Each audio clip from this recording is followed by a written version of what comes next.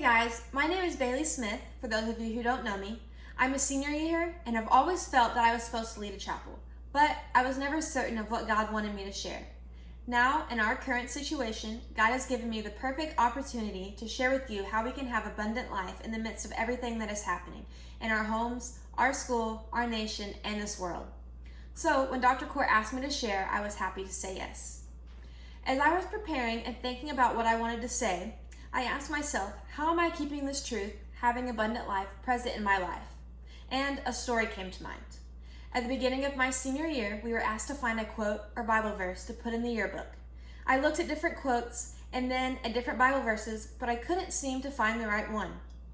I knew that I wanted a Bible verse, so I kept searching. I finally landed on one that felt right. 1 Thessalonians 5:16-18. It says, "Rejoice always, pray continually, give thanks in all circumstances, for this is God's will for you in Christ Jesus." I thought that this verse was perfect. I decided right then that is what I wanted my verse to be. It describes exactly what I want my life to look like. Then, a few weeks later, I was reading an email from Miss Shirley. At the bottom of her email was, "Rejoice always, pray continually, and give thanks in all circumstances." I thought this was so cool that I chose this verse, and now I'm receiving confirmation that God was speaking to me through this verse. A few months later, I was cleaning out my room and found a gift that my church life leaders had given me in 8th grade. It was a sign with a verse on it painted by my life group leader. And guess what? It was 1 Thessalonians 5:16-18. Again, finding this painting was more confirmation that God opened my eyes to this verse at just the right moment. Then, this past Sunday, my sister led our family church service. Her devotional was about prayer, and she read the verse, 1 Thessalonians verse. I still wasn't quite sure what I wanted to share for this chapel. I had never shared this story with my family, but when Bryn read the verse, I told them. My mom looked at me and said, "Well, there's your chapel." It was amazing to me that God showed me that verse at the beginning of my senior year in August. He continued to confirm that this verse was important and brought the story full circle last Sunday. It also is a reminder that God makes a way for things far before we have any idea what He is doing.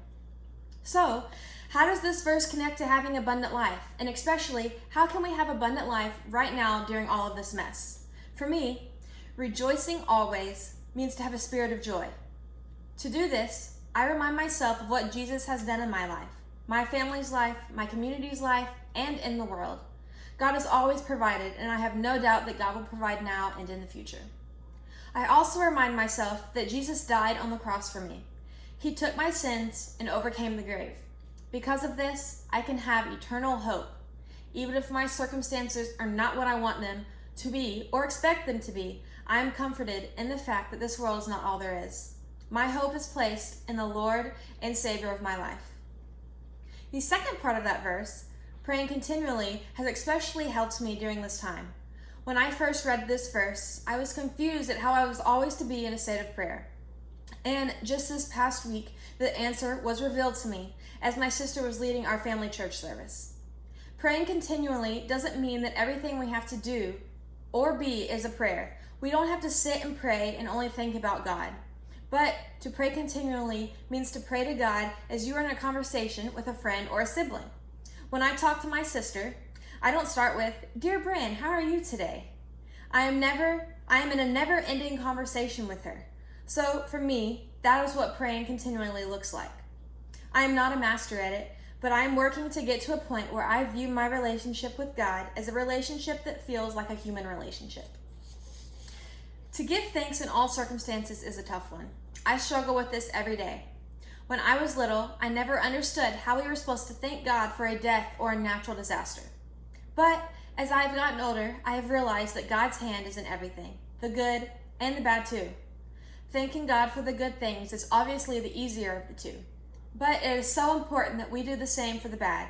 A bad situation may turn into a good one, or a bad situation may be what prepares you for the next chapter of your life. We don't know.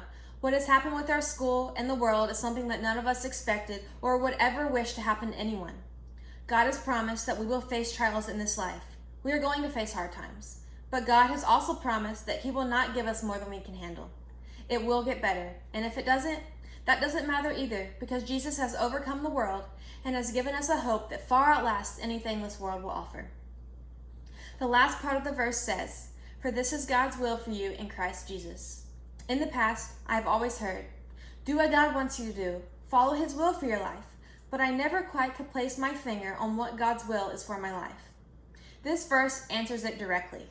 His will is for us to rejoice always, pray continually, and give thanks in all circumstances. Now, in my senior year, I understand this more than ever. I'm not sure what God has planned for me. I'm not sure what the next step is, but I will have peace in the wait, trust in the process, and trust in God. Because ultimately, God has already answered me. I am to rejoice always, pray continually, and give thanks in all circumstances. And this is how we will have abundant life. Thank you for listening, and I hope you have a great Monday.